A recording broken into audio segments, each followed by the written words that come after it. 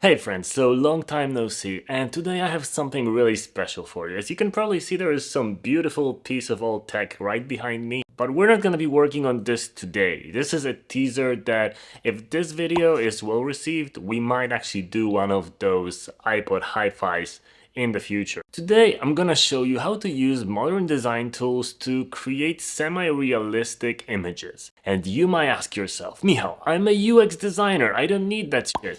I want to do wireframes, low fidelity, and then talk at meetings. Well, you probably know already that UI is becoming more and more important, and practicing your visual skills is going to be helpful. Even making mock-ups of real-world objects like this, or like the one that we're gonna be making in this video, is going to give you the skills that might be useful in UI design of apps and websites. I'm gonna be using Sketch, but of course you can also use Figma or Adobe XD, it's really similar. And this is done for the sketchmorphism sketch challenge, which is basically creating some skeuomorphic designs in the design tool. And I went with SK55 by Brown. It's a record player and a radio that's over 60 years old, and it's one of my favorite real-world designs. I actually own one at my house. Even after those 60 years, it looks beautiful, it looks minimal, and it looks inspiring visually, which also shows that if a design is good, it's basically always passing the test of time. As you can see, we're gonna start with this complete approach, but of course I was doing it based on a photo. But it's important to note that the main photo, the top view, was actually really low quality, so a lot of those little text was indiscernible. And I needed for that an extra photo that actually showed all those dials here. And yes, this is all vector. You can select any little object here, and as you can see, you can zoom in quite far and see all individual elements like a shadow under this little pin here. And what we're gonna be working on today mostly is a couple of elements. Of course, you can just drag and drop stuff and just move it around just to see how those individual groups look like.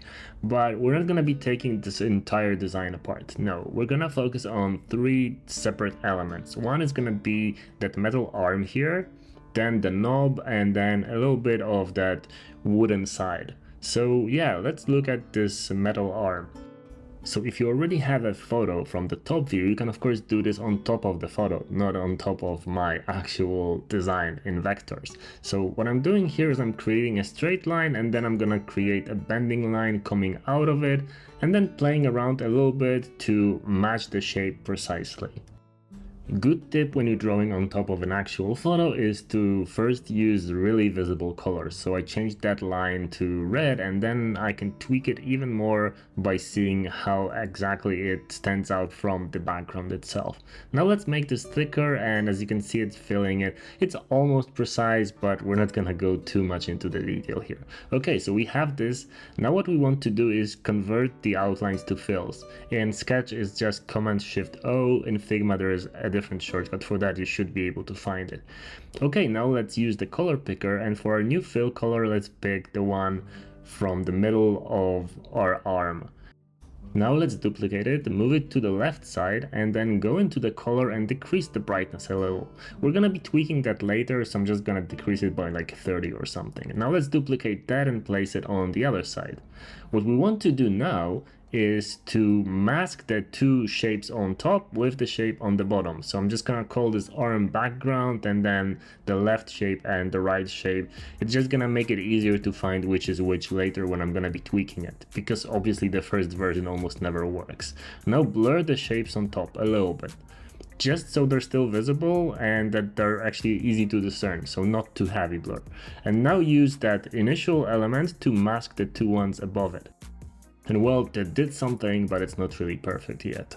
What we want to do is go into the bottom shape, and then let's switch it to completely white. So let's change the color from that initial gray to pure white. Okay, now it's starting to look like something, but the shadows are barely visible. So let's pick the one on the left side and then decrease the blur. And as you can see, it's starting to show a little bit. Now play around with the brightness until you're satisfied, and keep in mind that on the left side of our real arm, it's actually more dark than the right side. So obviously that shape, the blurred shape on the left side, needs to be over the actual arm a little bit more. So it needs to be overlapping more, and then the one on the right side needs to be overlapping a little bit less, and it also can be lighter. So we want to have this exact same effect. So I'm just gonna go to the right shade, play around with the blurs and the opacity as well. So you can do like a lot of different tweaks here until you're satisfied basically. And of course, this shade that I picked right now is slightly different. You can tweak it by changing the colors of those blurred shapes, but I didn't want to make an exact same one anyway. Now let's make that wooden side. So as you can see, it's just a rectangle, so I'm gonna start by creating another rectangle next to it. And then let's quickly zoom in, let's make it exactly the same height and roughly the same size. And then in vector editing, I'm just gonna bend one of the corners, the external one, slightly, so just maybe 2 points. Now let's turn off the border, and for the fill, let's pick a linear gradient from top to bottom and then simply pick two brown colors, one lighter on the top and then one slightly darker on the bottom. But obviously this itself is pretty simple, and it's too simple to actually look good. It doesn't really look like woody yet. So we need a little bit of the texture here. And what I want to do is just create a couple of lines, and I'm gonna create them pretty randomly, but for the color I'm gonna pick the background color of the actual gradient and then make it either slightly lighter or darker. Make some of the lines thicker, thinner, diagonal a little bit, and of course play around with different shades of that main color. Just don't go into other colors. It has to be colors derived from the actual background. And after you're done with them, blur them with just a tiny bit of blur, so maybe 1 point or 2 points blur. And once they're blurry, they actually look more like the wood texture. Of course, you can create even more of them and more thinner ones to create an even more detailed texture. And then after they're blurred, it's gonna be actually a little bit easier to tweak it. So like in this case, I can go into the object editing mode and simply drag this object a little bit, make it wider, make it a little bit less regular. And then of course play around with the opacity, because that right here looks a little bit too dark. So make it a little bit lighter and then play around with the other one.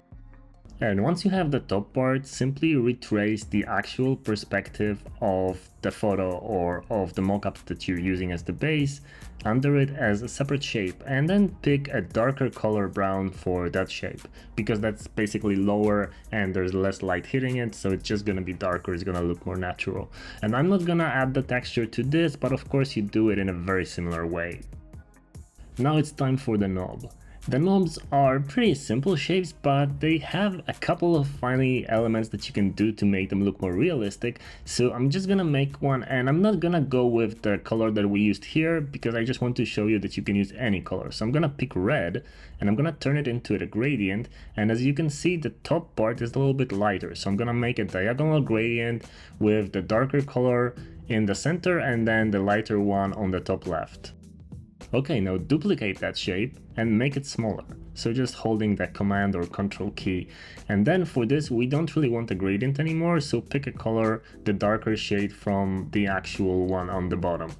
And yeah, it's starting to look like a knob already, but of course we can still do more here. And I'm gonna move it slightly off axis, just a tiny bit. It doesn't have to be exactly in the center, because we want that perspective to actually have a shadow that's going diagonally as well, and it's gonna match it better. Then for the middle circle, I'm gonna pick a very thin border, so like 0.03, and for that border color, I'm gonna pick the lightest red from our actual knob in the background, and then decrease the opacity until it's barely visible. The top of the knob is actually indented a little bit, so it actually has a little bit of a hole in it. So let's create the illusion of that by creating an ellipse on top of it, then picking a darker shade of red from there, and then making it a little bit darker still. So like a couple of times decrease the brightness with the shift key. Okay, now let's use that top of the knob as the mask for the new shape, and it simply hides it. Of course, we need to re-enable the borders again and make them outside so they're purely visible. And then simply blur this and play around with the value, of course. It has to be visible, but not too strong. And you can also play around with the position, so kind of hide it under the mask a little bit and then play around with the opacity. So I decreased it to like 50%. Now, using the exact same technique, we're gonna add a little bit of a darkening to the bottom of the knob, to the base of it. So I'm just gonna create another ellipse, place it diagonally like this, and then pick a darker color for here. And of course, yeah, initially I clicked the lighter one for some reason, but well, let's pick the darker one. So you can either decrease the brightness or just pick the dark one and then also decrease the brightness here. So yeah, something pretty dark. Then of course mask it again with that other shape, that other oval, and then simply blur it. And once it's blurred, you can modify the opacity as well. You can modify the blur itself. You don't want it to be too strong, just kind of make it look right. Look at how the actual real one on the photo looks and then modify it.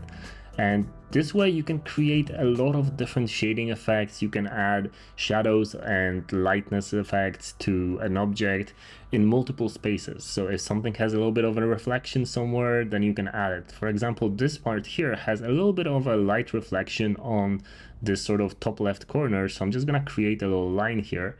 And if you're going to be blurring lines like that, and of course I'm going to pick white for it, make sure that the ends of it are rounded. So we don't really want those kind of sharp blur.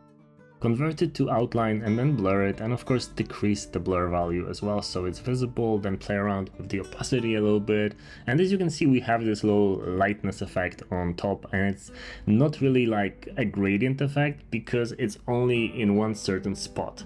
And we can also duplicate the shadow from the top of the knob, the middle one, make a lighter version and move it to the bottom to create this 3D feel. As you can see, moving it around completely changes how it looks. And the last thing we're gonna do here is to add a shadow. And obviously you can just add like a drop shadow effect, right? But it's not gonna look natural, really.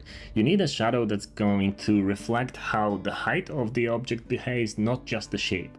So in this case, it's a knob, so it's supposed to be like a little bit of a cut cone with the top cut off.